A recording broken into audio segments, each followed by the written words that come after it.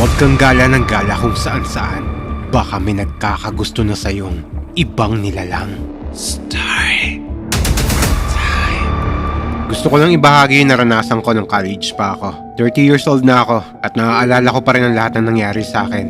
Regular student ako ng college ako.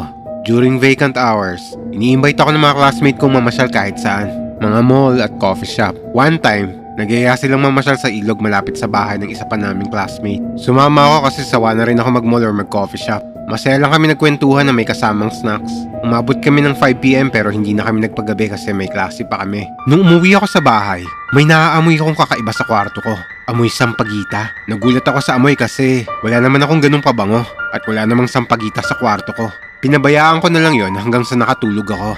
Sa panaginip ko, napunta ako sa ilog kung saan kami punta ng mga classmate ko. Pero ang daming sampagita at iba pang mga bulaklak ang nandun. Ang simpleng ilog na napuntahan namin, naging malaparaiso sa panaginip ko. At biglang may lumapit sa aking nakaputing lalaki. Ang tangos ng ilong niya at nakakapanghina yung mga ngiti niya. Sobrang gwapo niya. Ipinasyal niya ako sa buong ilog at sabay kaming lumangoy at nagtampisaw doon. Masayang panaginip na ayoko nang magising. Ang gaan sa pakaramdam at wala akong maisip na stress at problema. Lumipas ang ilang linggo. Gabi-gabi ko na siyang napapanaginipan. Umabot ng 3 linggo yon. Pero parang 1 taon na kami nagkikita sa panaginip ko. Mala prinsesa niya akong tinrato at niyayakap niya pa ako. Naaamoy ko siya hanggang sa paggising ko. Minsan nga basang-basa pa yung pa ako paggising ko na para bang galing ako sa ilog. Nahulog ang loob ko sa kanya. Nainlove ako sa taong nakikita ko lang sa panaginip ko. Umabot sa puntong ayoko nang magising at manatili nilang ako sa kanya. Isang araw, binalikan namin ng mga classmate ko yung ilog at nagkwentuhan ulit doon. Hindi ako makafocus sa bonding namin ng mga classmates ko kasi umaasa akong makita ko siya sa ilog na yon. Nang biglang tinawag kami ng tita ng classmate ko na umalis doon kasi may bagyong paparating. Kinausap ako ng tita ng classmate ko. Yung tita niya, malakas ang pakiramdam sa mga elemento. Ayon sa kanya, may sumusunod daw sa aking 2 anino. Yung isa, mabait at yung isa ay galit na galit. Ang sabi niya sa akin, putulin ko na lang daw kung ano ang ugnayan namin ng elementong sumusunod sa akin.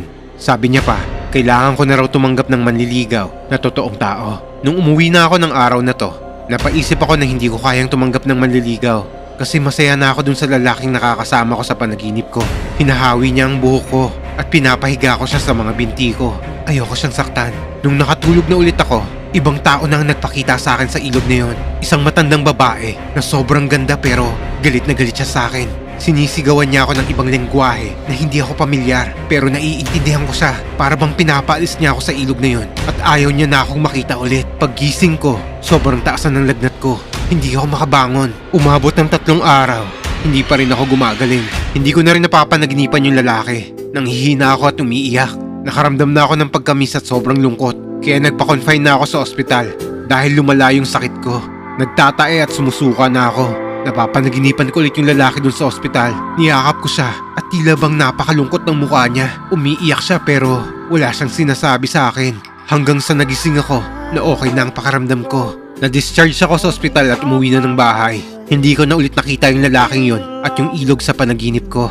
Ilang beses ko nang pinuntahan yung ilog ng personal pero wala pa rin nangyayari sa tuwing nananaginip ako. Ilang taon nang lumipas, hindi pa rin ako nakaka-move on sa kanya. Ilang beses kong sinubukan na makipagrelasyon sa iba pero hindi nagtatagal yon.